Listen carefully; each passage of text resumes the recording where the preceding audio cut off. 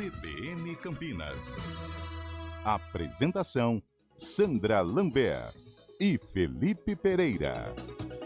10h04. Seja bem-vindo à segunda hora do CBN Campinas desta sexta-feira, dia 4 de outubro de 2024. Começou hoje a primeira soltura de peixes no Rio Piracicaba para o repovoamento depois da tragédia que matou toneladas de peixes em julho desse ano. Quem está por lá e conta os detalhes para a gente é Gustavo Nolasco. Bom dia. Bom dia, amigos da CBN. Essa é a primeira ação de repovoamento do Rio Piracicaba depois da tragédia ambiental registrada em julho. Será realizada daqui a pouco a soltura de 60 mil alevinos de pacuguaçu juvenis no Rio Piracicaba, em uma área do condomínio Tamanduá, aqui em Santa Maria da Serra. O local é um dos pontos autorizados pela Secretaria Estadual de Meio Ambiente para a ação e apresenta boas condições ambientais para a sobrevivência dos alevinos para contribuir com o repovoamento do Piracicaba. O pacuguaçu é um peixe nativo da bacia do Rio Piracicaba e pode chegar a 20 quilos.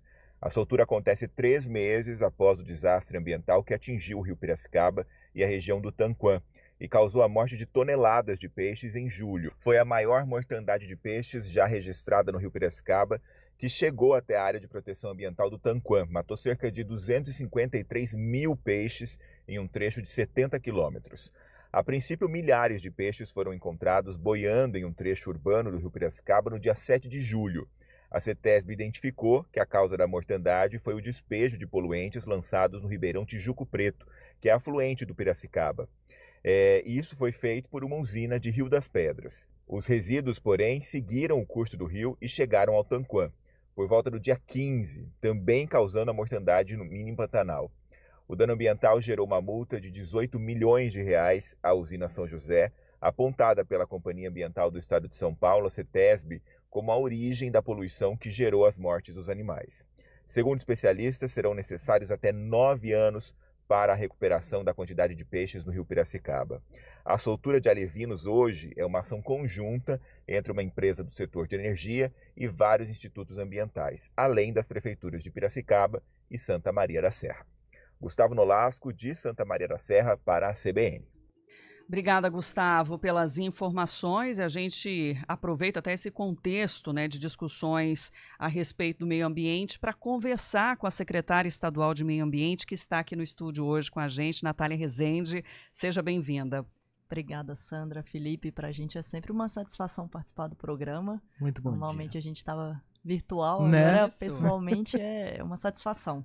Sobretudo para a gente discutir esses assuntos. A gente tem um cuidado, uma preocupação muito grande aqui com a região, tanto na parte da qualidade quanto da quantidade. E aí acho que é uma boa oportunidade, né? Sim, e até para entender de que forma o Estado está acompanhando, apurando as investigações a respeito desses despejos irregulares nos afluentes do Rio Piracicaba. Não, perfeito. A gente tem atuado de uma forma muito firme e desde o início. Tanto que quando aconteceu, a CETESB, a nossa agência ambiental, já veio, já olhou, já apurou, e aí é uma coisa de comando e controle que a gente tem muito forte. Até por pedagogia em relação a próximos acontecimentos que a gente não quer que aconteça. Uhum. Então, a multa, inclusive, a gente tem olhado questões de agravantes que foram considerados para chegar nesse valor que foi mencionado, e a gente está acompanhando de perto 24 horas para, primeiro, a gente conseguir ter as sanções que precisa ter quando a gente fala de um desastre como esse. Então o poder público está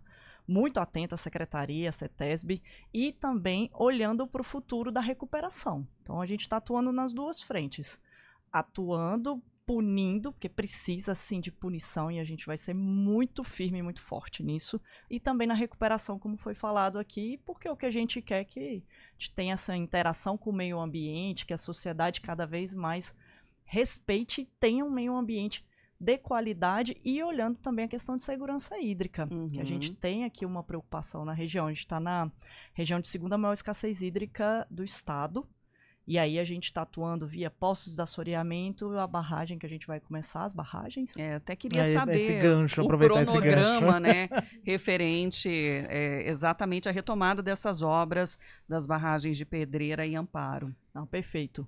Então, o que a gente vai fazer, tá? Na semana que vem a gente já vai dar ordem de serviço. Então são 2 barragens e tem uma preocupação também com a questão ambiental. Então por isso que além das barragens tem estações de tratamento de esgoto, tratamento de água, para a gente ter uma água também de qualidade. E aí a gente está falando em 20 meses de obra, 2 meses de enchimento. O que a gente está fazendo em paralelo também, que é importante a gente trazer aqui, que a gente tem discutido com o pessoal do consórcio PCJ, com as prefeituras. A gente tem já contratado com o BID o estudo de uma parceria público-privada, que a gente vai olhar tanto as barragens de construção, quanto a construção do sistema do TO e a operação do todo. Por quê? Porque é muito importante a gente ter tanto a construção quanto essa operação para dar sustentabilidade no longo prazo. A gente está falando de beneficiar 28 municípios, 5,5 milhões de pessoas. Então, 81 bilhões aí de litros que a gente vai ter só pelo fato de fazer as obras. E aí, enquanto a gente constrói, a gente já está modelando para fazer essa parceria, que aí é também o que nos dá essa segurança hídrica no curto, médio e longo prazo. Vou colocar assim. Então, a gente está fazendo essas duas ações, tá, de uma forma muito concatenada também com os municípios, para sempre ter esse diálogo aqui constante com a região.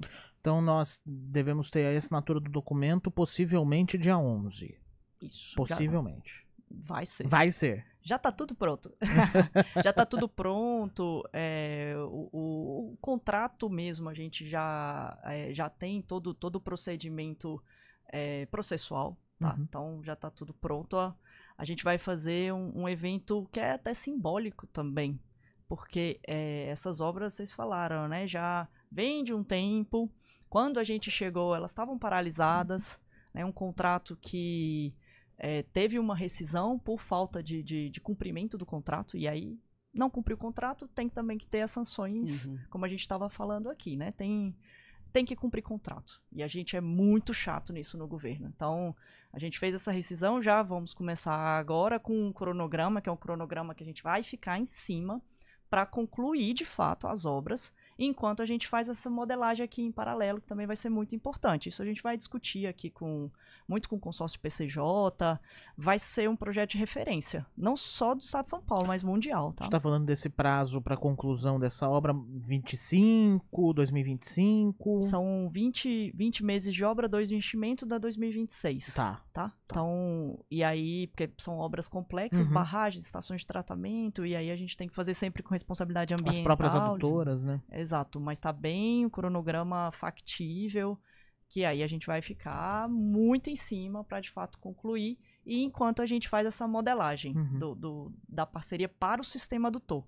Então, tá bem concatenado e tem que ser assim.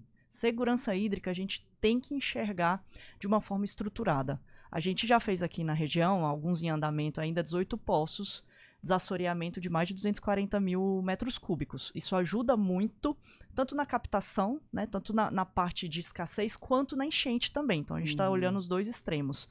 Só que a gente precisa, do lado dessas ações que a gente está fazendo, foram 15 milhões de investimento em desassoreamento, 11 em poços, essas outras estruturadas pensando no médio e longo prazo. Então, a gente precisa atuar, e a gente tem atuado no curto e pensando no médio e longo prazo também. Estamos recebendo aqui a secretária estadual de Meio Ambiente, a Natália Rezende, pensando na estiagem, principalmente, que a gente tem sentido, né? Embora hoje o tempo tenha dado essa mudada, mas um cenário que a gente vem acompanhando são os incêndios também, em áreas, né, de preservação ambiental. Como é que o Estado tem trabalhado, né, para também fiscalizar essas áreas e trazer a punição, que a maioria dos casos, pelas identificações, são casos criminosos, né? A gente tem atuado muito firme também nessa parte de incêndio e a gente se preparou muito, é importante a gente falar isso. Por quê? Porque a gente, toda vez que olha esses extremos, a gente tem que frisar muito a relevância da prevenção. Então, desde o ano passado, a gente tem investido mais de 170 milhões nessa parte de incêndio, de preparação e prevenção. Esse ano a gente começa a fase amarela, até a gente fala antes da seca, para conseguir fazer a preparação. A gente está falando aí de mais de 15 mil pessoas engajadas. Quando deu agosto, a gente fez a criação do gabinete de crise, aí, sob coordenação do nosso governador. E aí são várias secretarias, a Defesa Civil, o Corpo de Bombeiros, nossa Fundação Florestal, que tem profissionais competentíssimos. Eu estava lá em Ribeirão, em Luiz Antônio, né, de segunda para terça, em Jataí, que é a nossa estação ecológica que Já teve também casos de incêndio lá, a gente estava combatendo em 3 frentes de uma forma muito articulada. E aí, o que ajuda que a gente olha, né? Acero, a gente fez muito acero, a gente investiu mais de 65 milhões em estrada para tirar aquela massa seca. Ao longo nos arredores das unidades de conservação, a gente também fez 15 milhões de investimento dentro também, isso ajuda para combate. E aí a gente tem atuado nessas 2 frentes, tanto na prevenção, no combate quando necessário, observando o seguinte, essa seca ela foi prolongada e de fato é um extremo, porque a gente observa uma baixa umidade, uma alta temperatura e fortes ventos. O vento, por exemplo, a gente estava lá vendo, né? Ele muitas vezes prejudica, inclusive, o combate das aeronaves. Uhum. A gente teve uma operação aqui no estado, nunca antes vista no Brasil. A gente chegou a operar com 20 aeronaves simultâneas no estado inteiro para conseguir fazer o combate efetivo. E, claro, tendo incêndio criminoso, a gente vai atuar, vai prender, vai aplicar sanções, vai correr atrás também, que seja de olhando legislações para o futuro, de aprimorar, sim, né? Se não for competência nossa, se for competência federal, de fazer as cobranças devidas para a gente avançar em todas as frentes para não ter isso, ou tendo, para a gente sempre ter esse combate efetivo que o Estado está fazendo. E apesar de toda essa estrutura, a gente viu um cenário ainda de Devastador, praticamente... né? Exatamente. E recentemente, até em conversa com a Defesa Civil do Estado, falando da necessidade de aprimorar ainda em equipamentos, né? Não só na prevenção e também na punição, como vocês já estão fazendo, mas em equipamentos para ajudar nesse monitoramento, que os extremos climáticos já fazem parte agora da nossa vida, né? Com certeza. A gente tem no estado, lá dentro da secretaria, uma estratégia climática já desde o ano passado posta, que a gente dividiu em mitigação e adaptação e resiliência. E aí a gente vai olhando, por exemplo, na parte de mitigação, transporte, energia, indústria, uso do solo, finanças verdes, resíduos, o que a gente tem que fazer no curto, médio e longo prazo. E o que a gente tem discutido muito, olhando para o futuro, dentro desses eixos, dessas ações. O que a gente pode usar mais de tecnologia para sempre aprimorar. Então, a gente, por exemplo, via gabinete de crise, a gente chamou todas as concessionárias, iniciativa privada, energia, gás, saneamento, Instituto Florestal, para a gente conseguir agregar monitoramento para ter sempre um combate de pronto. Então, informação é muito importante. A gente já tem um banco de dados preparado, só que cada vez mais a gente quer agregar. E agregar com tecnologia, pensar sim em novos equipamentos. Então a gente está fazendo todo um plano de trabalho, inclusive para trazer experiências Portugal, Canadá, Chile, que são países também que têm e que estão enfrentando períodos críticos, se a gente olhar. Em Portugal estava enfrentando até semana passada grandes incêndios florestais, né? Sim, se vocês olharem aquele mapa, tem um mapeamento da NASA, a gente vai ver lá o mundo inteiro está passando por momentos críticos, porque de fato a gente está num extremo. E aí a gente tem sim que fazer esse trabalho todo que foi feito de prevenção e olhar como a tecnologia pode nos ajudar. Então a gente está nesse momento agora, tanto pensando nas secas quanto nas enchentes, porque Sim. vai acabar a estiagem e aí a gente vai enfrentar a enchente. E em relação até à reabertura dos parques, né, do estado, começou já também essa possibilidade, pelo menos, da visitação ou de utilização do espaço até para pesquisa, né? Exato. Então, a gente tem um cuidado muito, muito grande com o meio ambiente, com as unidades de conservação.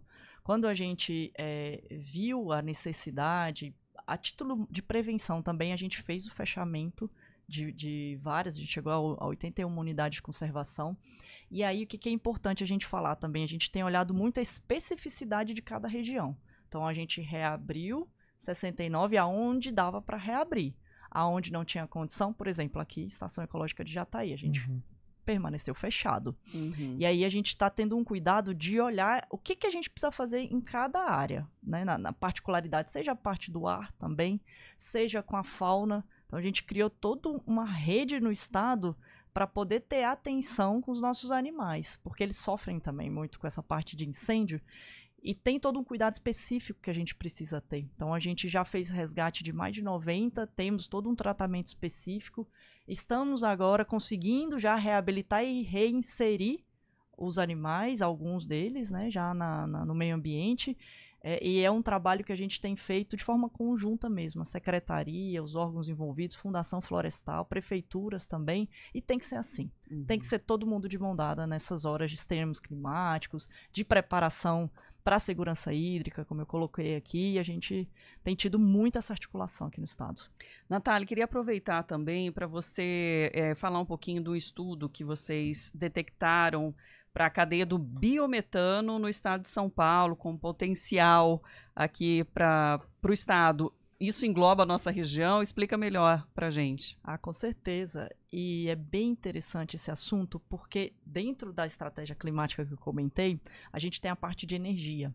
E aí, na parte de energia, a gente veio desenvolvendo, a USP tem ajudado a gente, o Plano Nosso de Energia. A gente aprovou no nosso Conselho de Política Energética o primeiro plano subnacional do Brasil. Nem outro estado tem. Com também vários pilares ali, infraestrutura, meio ambiente, social, regulação, governança, e olhando rotas e tecnologias. Quando a gente olha o estado de São Paulo, a gente tem uma pujança na produção de etanol, de energia limpa muito grande, muito grande. E o biometano, ele entra dentro dessas rotas que a gente consegue explorar cada vez mais no estado. Etanol, eu falei, a gente é o maior produtor nacional, de 40% a 45% da produção nacional está aqui com a gente. E aí, quando a gente olha o biometano, a gente vê uma potencialidade gigantesca.